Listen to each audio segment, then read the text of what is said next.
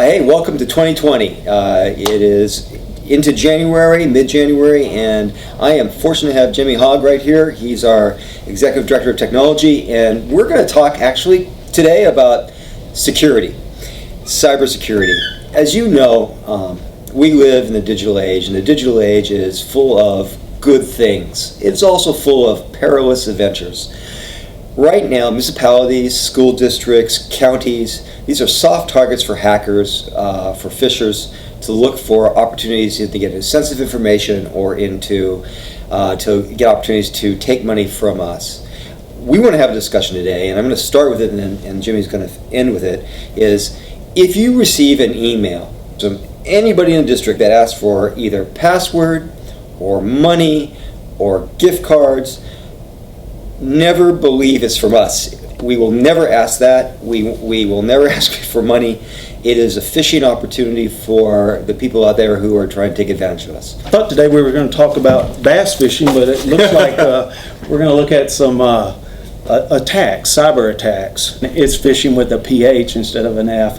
And basically it's just where somebody from outside your organization will send you an email, and they'll make it look like it's from a trusted source, from somebody within your organization that you trust. And the email will be a little different, and the from block would be spelt wrong, maybe the name spelt wrong.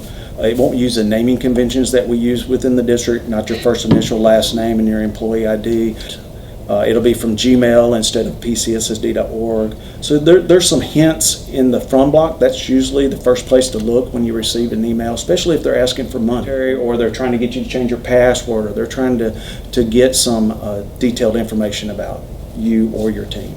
So that's the first place to look. Then you want to look at the email itself and just see if there's anything in it that there are a lot of misspellings. Typically, you'll see that the signature blocks won't include our district information. It'll be maybe a name. So if you look at that real carefully, and if it just doesn't sound right, or it looks like it's coming from somebody, and it's not something that your boss would typically send you, or somebody within the organization would send you, then just give them a call. Maybe talk to them, find out if this is real before you actually send them money. Like you said early in the conversation, we would never ask you, I don't think anybody would ask you to send money. No. What we see a lot of is people are asked to go and buy Apple iTunes gift cards. And we're seeing that a lot. And it's not real, but typically they'll want you to go buy the card, get the 16-digit code, and send it to them. And then, of course, we can't retrieve that money once they've done that. And they'll start out with, at first they'll send you an email and they'll say, hey, are you available? So it'll start out as a normal conversation. Then when they've hooked you, then they'll send back another one and ask for money. Right. So, like you said before, we would never ask you for money. So to sum up, anytime that you're asked for sensitive information, gift cards, money, and it looks like it's coming from someone that you trust or district personnel, it's not. And Jimmy, if we're going to have those experiences and they're going to come to us, who do we contact?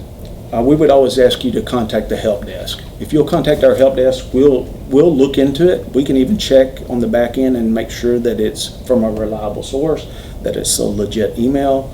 So we can do all that for you. But if you ever question it, just call our help desk. Yeah. So thank you very much. This is our first conversation of the year, and we want to make sure that our security and our systems are safe. So, and that we actually need you to do that. So have a great rest of the week, and take care.